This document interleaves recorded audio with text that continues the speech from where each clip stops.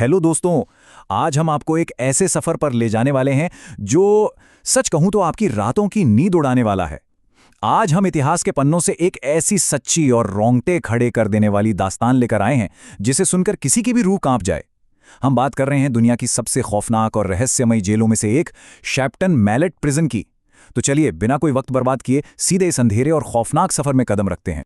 जरा एक पल के लिए सोचिए, आप रात के समय एक बिल्कुल सुनसान सड़क पर हैं। दूर दूर तक कोई परिंदा भी नहीं है। आपके ठीक सामने सिर्फ एक स्ट्रीट लाइट की टिमटिमाती हुई पीली रोशनी है। लेकिन उस रोशनी के ठीक पार क्या है? क्या वो सिर्फ एक खाली अंधेरा है, या फिर उस घने अंधेरे में कोई साया खामोशी से आपका ही इंतजार कर रहा है?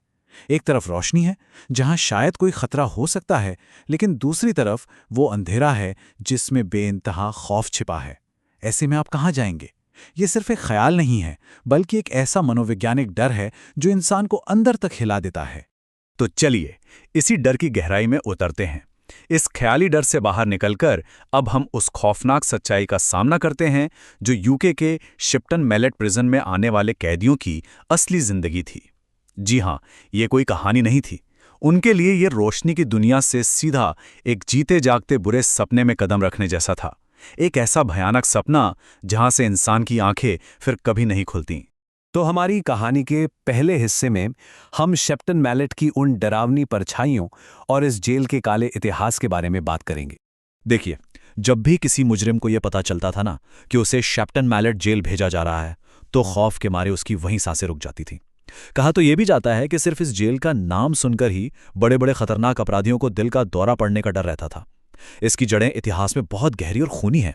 आपको जानकर हैरानी होगी कि 1625 में बनी ये जेल असल में छोटे मोटे मुजरिमों और नाबालिगों को सुधारने के लिए एक रिहैबिलिटेशन सेंटर के तौर पर शुरू हुई थी। लेकिन वक्त के साथ ये जगह एक भयानक दुस्सपन में बदल गई। जैसे जैसे दशक बीतते गए, यहां खून खराबा, अजीबोगरीब हादसे और आत्महत्याएं इतनी तेजी से बढ़ीं कि ये जगह भटकती आत्माओं और एक डरावने सन्नाटे का अड्डा बन गई।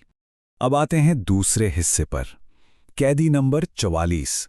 ये कहानी है थॉमस की, एक ऐसा सरकारी अफसर जिस पर कुछ झूठे इल्जाम लगे और उसे सीधा इस जेल की सबसे खौफनाक काल कोठरी में फेंक दिया गया। थॉमस का उस सेल सी की तरफ जाना, सच मानिए वो किसी मौत के कुएं में उतरने से कम नहीं था। जैसे जैसे वो अपने जेलर के साथ उन सीलन भरे अंधेरे रास्तों से गुजर रहा था, वहां एक अजीब सी सड़ांत मारने वाली बदबू आ रही थी। ऊपर से वो जेलर एकदम खामोश, उसकी चुप्पी थॉमस को और डरा रही थी। और फिर सामने आया सेल सी का वो भारी भरकम लोहे का दरवाजा।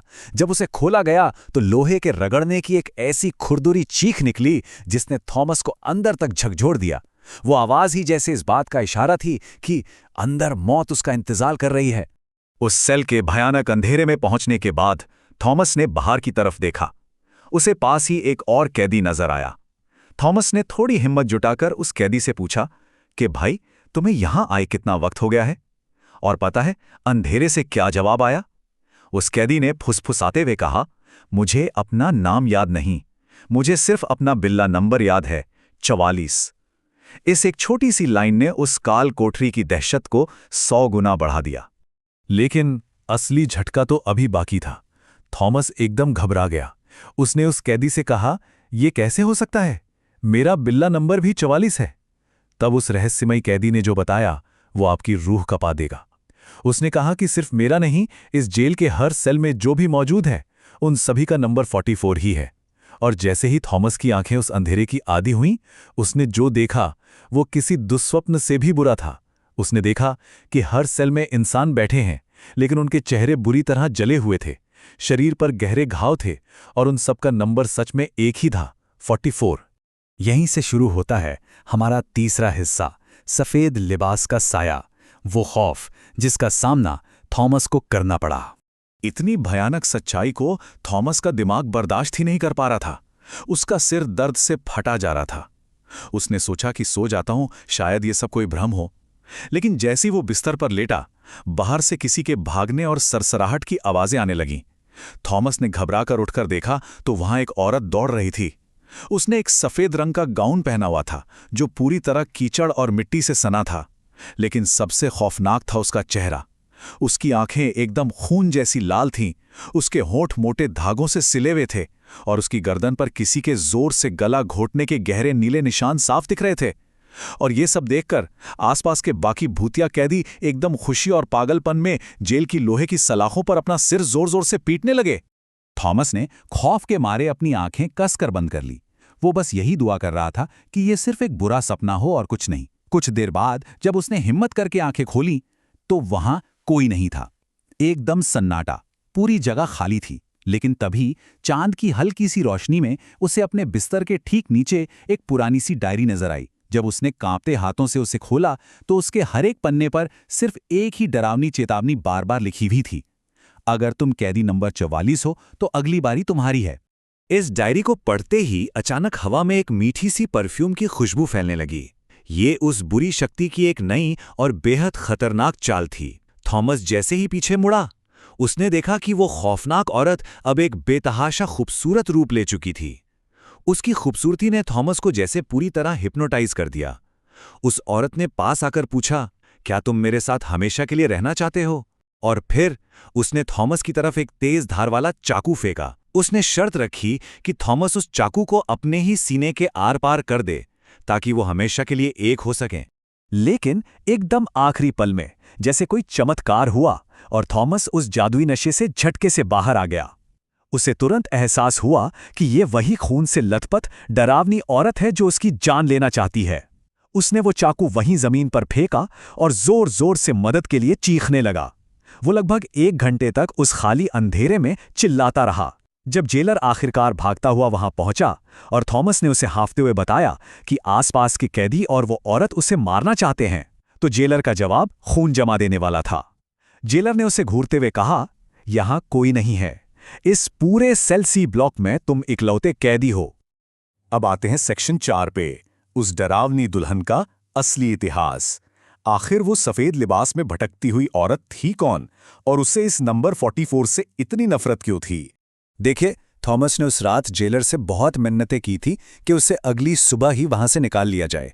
लेकिन अगली सुबह जेलर को सेल में सिर्फ थॉमस की लाश मिली और सबसे डरावनी बात, वो चाकू ठीक उसी जगह उसके सीने में गड़ा था जैसा उस चुड़ैल ने कहा था। ये बिल्कुल वैसा ही था जैसा सालों पहले इस जेल में हुआ था। दरअसल इतिहास के पन्नों को पलटें तो पता चलता है कि सालों पहले एक औरत को उसकी शादी वाले दिन ही उसी दुल्हन के जोड़े में गिरफ्तार कर लिया गया था। फांसी के डर से उसने फांसी से पहले ही जेल के अंदर अपनी जान दे दी। और क्या आप गैस कर सकते हैं कि उस औरत का कैदी नंबर क्या था?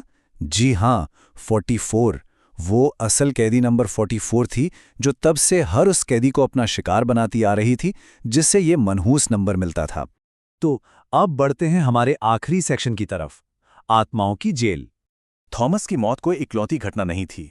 उसके बाद जो भी उस सेल में आता, मारा जाता था। आज के समय में शेप्टन मैलेट जेल की सलाखें हमेशा के लिए बंद कर दी गई हैं, लेकिन केवल जीवित कैदियों के लिए। इतनी सारी रहस्यमयी मौतों के बाद इसे एक जेल के तौर पर तो बंद करना पड़ा और अब ये सिर्फ एक पैरानॉर्मल टूरिस्ट स्पॉट बनकर रह गई है। जो लोग आज वहां घूमने जाते हैं वो बताते हैं कि वहां अचानक शरीर जमा देने वाली ठंडक का एहसास होता है, किसी के भारी कदमों की आवाजें सुनाई देती हैं। वहां पैरानॉर्मल एक्टिविटी इतनी ज्यादा है कि रात के समय वहां किसी का भी जाना एकदम सख्त मना है। तो अब अंत में सोचने वाली बात यह है कि इतिहास के इन सबसे काले और खौफनाक कोनों में असल में कौन फंसा हुआ है?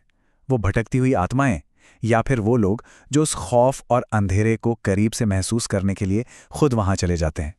याद रखिए, हर रोशनी वाली जगह सच्चाई नहीं होती और कुछ जगहों का काला इतिहास अगर बंद दरवाजों के पीछे ही रहे तो हम सबके लिए अच्छा है। क्या आप कभी ऐसे किसी अंधेरे में कदम रखना चाहेंगे?